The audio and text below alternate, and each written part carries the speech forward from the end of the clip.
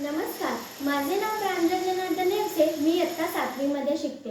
माझ्या शाळेचे नाव girls English medium school Malwadi Hadapsar Pune 28. आज मी तुमच्या समोर अरुण गोखले यांनी लिहिलेले संस्कार कथेतील एक गोष्ट सांगणार आहे. ते म्हणजे मुठभर वाळू. ती एक रम्य संध्याकाळ.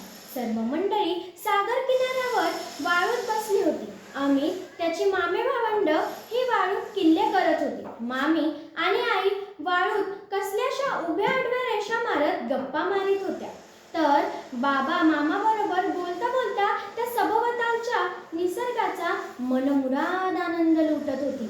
रेखा पण आपल्या मुठीत ओंजळीत ती समुद्र किनाऱ्याची वाळू साठवून ठेवण्याचा प्रयत्न करीत होती. शंख शिंपले शोधत होती, पण मुठीत किंवा ओंजळीत घेतलेली वाळू हातातून गळून पडत होती. ते कळत नव्हतं. हातात रिकामा झाला. रेखा परत मुठीत वाळू भरून घेत होती आणि थोड्याच वेळात ती भरलेली मूठ मोकळी होत होती. रेखाच्या या कृतीकडे इतर कोणाचं लक्ष होतं का नाही माहीत नाही, पण ती कृती भरल्या मुठीने रेखाच्या सुखावणारा चेहरा आणि काही वेळाने रित्या हाताकडे पाहून खंतवणारा तिचं मन, तिच्या चेहऱ्यावरचे बदलणारे सुखदुःखाचे भाव हे मामाच्या नजरेतून मात्र चुकले नव्हते. मामांनी रेखाला जवळ बोलवलं, तिच्या पाठीवरून प्रेमानं हात फिरवला आणि तो म्हणाला, रेखा, मी मगापासून तुझा खेळ पाहतोय. बेटा, हे असंच असतं. ज्याप्रमाणे ही वाळू कधीच कोणाला आपल्या मुठीत साठवून ठेवता येत नाही, त्याप्रमाणेच आपण आयुष्यात वेळ कधीच साठवून किंवा थांबून ठेवू शकत नाही.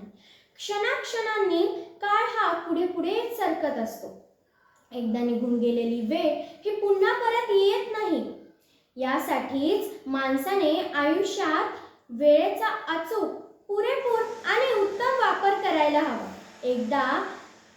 एखादी वेळ गेली, संधी गेली की ती गेलीच. यासाठीच जे करायचं आहे ते आज आणि आत्ताच. रेखा, वेळेचं महत्त्व पटवून देणारा तो कबीरांचा संदेश तुला ठाऊक आहे ना?